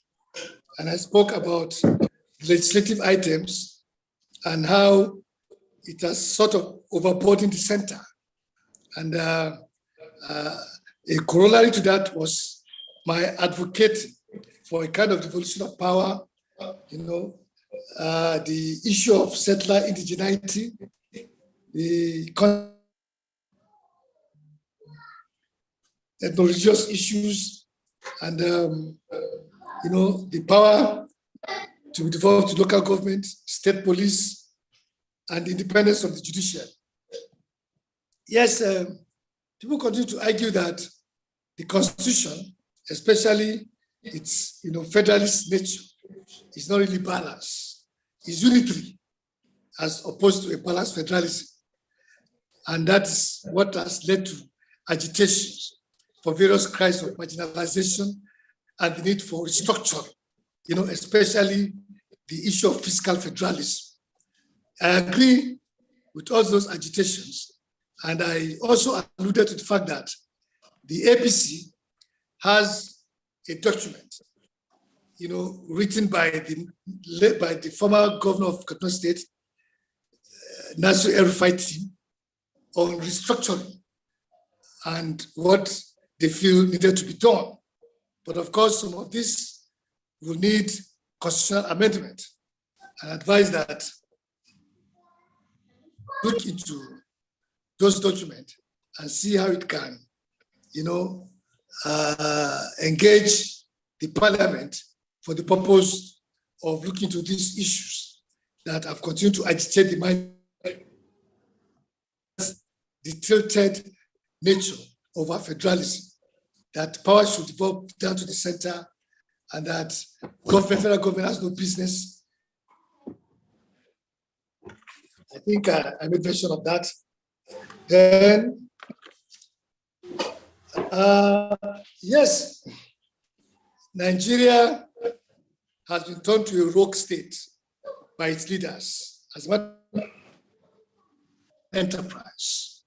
Because which country are you going to take 800 billion right from independence to these dates? Major capitals of the world, use them to rebuild other countries and leave your country in a state of perpetual agony.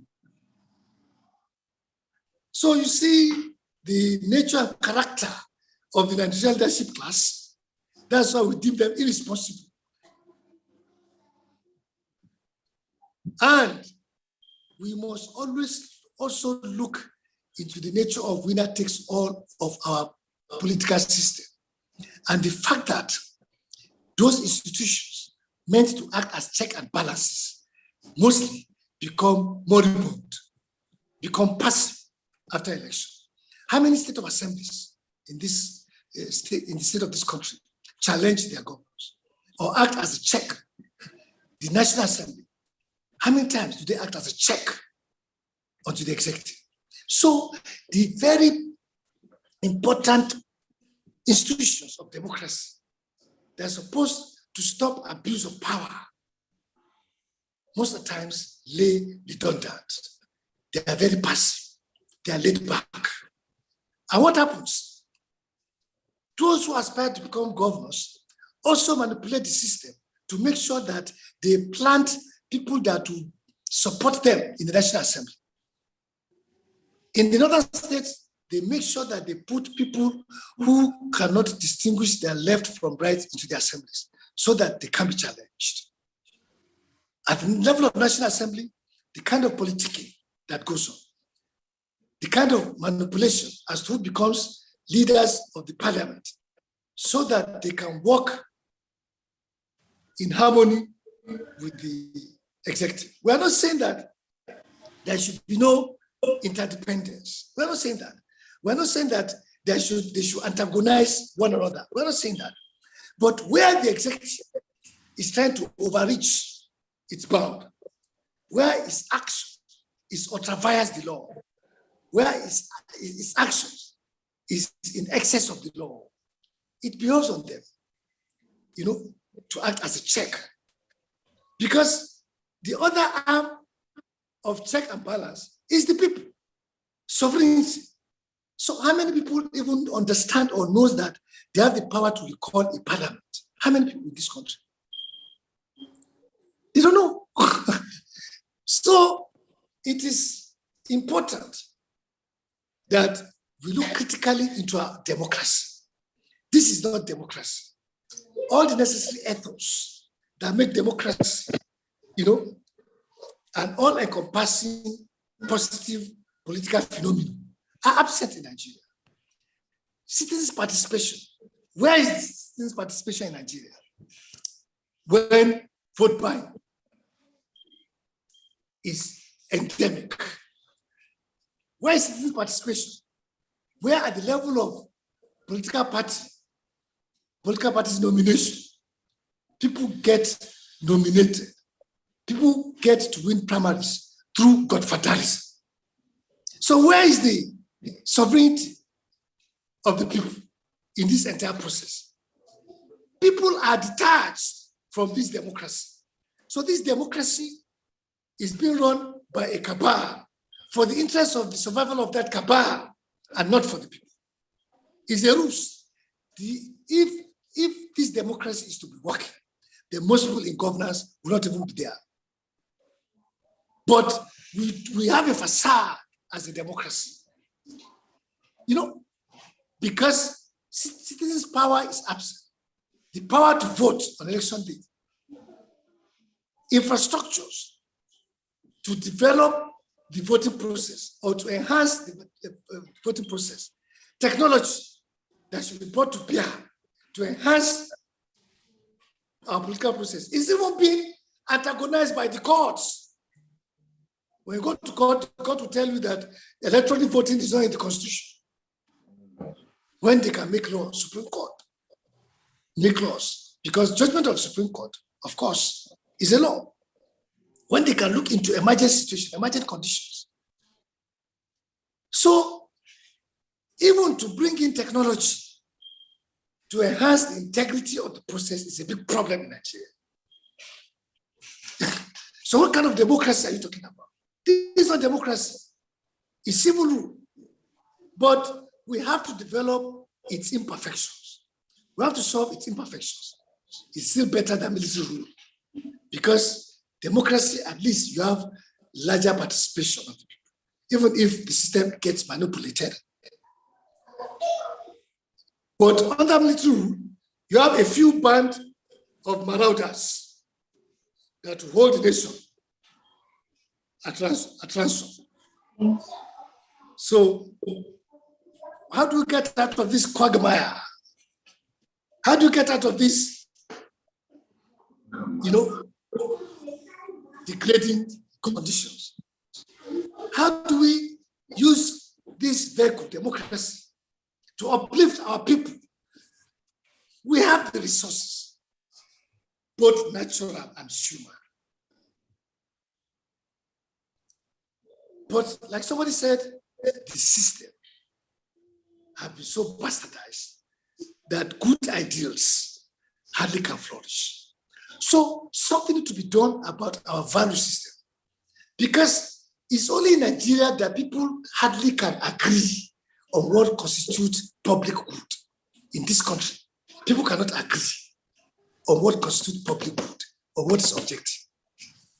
In this country, we can't agree on who is a credible candidate.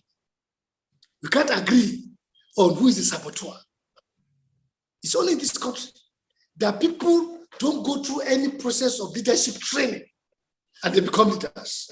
You can't become prime minister of the United Kingdom without going through some form of leadership training. You can't become a leader, president or senator in the US. You don't go through some form of leadership training. But here, any Tom, Dick, and Harry can become a governor, can become a minister.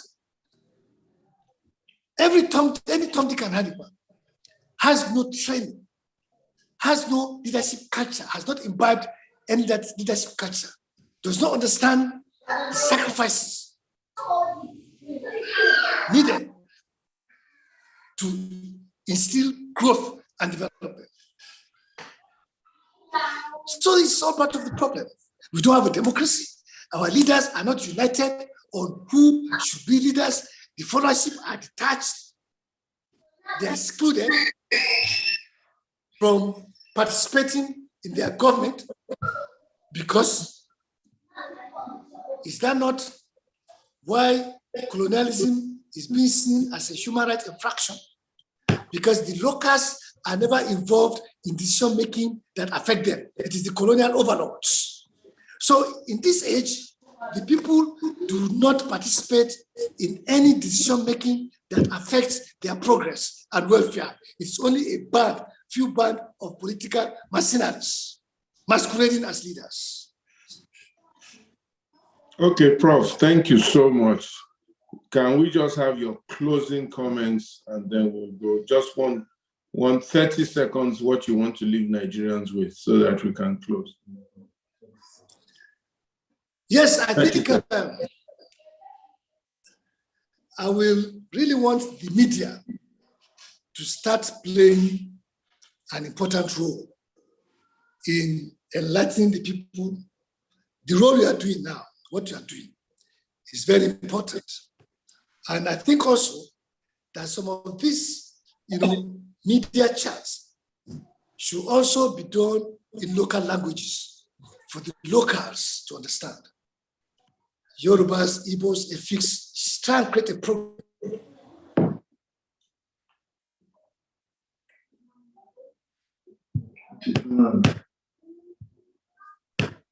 I think Prof has hung again. Well, I think we need to bring the meeting to a close. We are a lot of Nigerians are yearning for leading Nigerians. You said? Go ahead, sir. Take 15 seconds left. Yeah, so also the clergy too, the church and the mosque, honestly, we have a role to play in coming to defend our people, because our people listen to them. Pastors, imams, people listen to them. People follow them. They have a role to play in shaping the minds of the people to do the right thing. You know? So beyond this, because if politicians are not doing the right thing, before the progressive come on board, then the media, the clerics, they have an important role to play because they have huge constituencies. Then teachers too, that mold students, right from primary and secondary school. You know, we need to admonish teachers too. If they teach well, their student will imbibe the right values, the right education, because these three institutions are critical towards national development. Okay. Thank you very much, Prof. You've done well. I think people are clapping for you. They're quite excited. And we're going to be getting in touch with you and help you to we'll be looking forward to you driving some of these things that you are so eloquently positioned today or posited today. Thank you so, so much. Jumoke will call you. We'll arrange a one-on-one meeting and then we'll take it from there.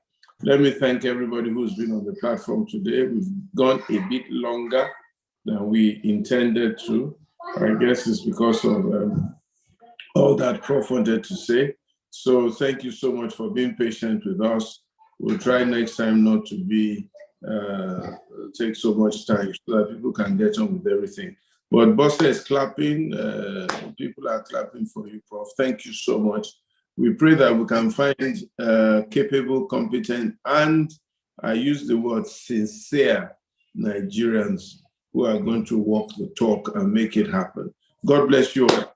Have a good rest of the evening or day or morning, wherever in the world you're in, and have a lovely weekend in Jesus' name. Thank you, Jumoke, for everything. Thank you, Mr. Debbie. My brother, how are you? How's my sister? Thank you, everyone. She knows very good. Sunday Adelaku, thank you so much. Marcela, it was the Biden. How are you? Good to see you. Bambo, I'm in your country. You haven't come to look for me. You haven't done foundation for me. You're just smiling. I'm in your country. I hope you know that. Thank you, Pastor.